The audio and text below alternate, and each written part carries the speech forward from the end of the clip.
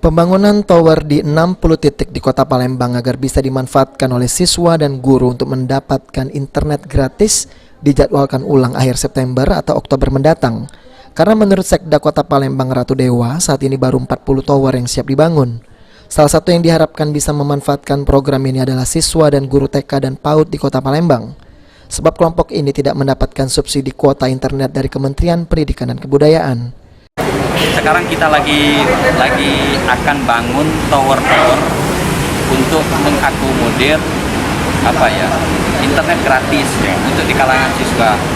Nah, karena tadi masih terbatas, baru berapa ada dari total hampir 60-an, baru ada lebih kurang 30 atau 40 yang udah jadi. Yang sudah jadi. Maka saya minta lengkapkanlah dulu dengan Dinas Pendidikan. Setelah lengkap, nanti baru kita launching cepatnya. Oh, gitu. Tapi target kita minggu depan, Senin atau Selasa sudah kita launching.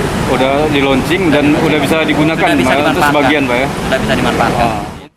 Rencana pembangunan tower ini merupakan program Dinas Pendidikan Kota Palembang bekerja sama dengan provider, ditujukan untuk membantu para siswa memperoleh akses kuota gratis yang digunakan untuk pembelajaran secara daring atau dalam jaringan.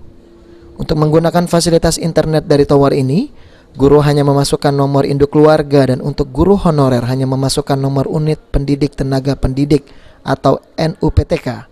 Sementara untuk siswa hanya memasukkan nomor induk siswa nasional atau NISN. Tim Liputan, PAL TV.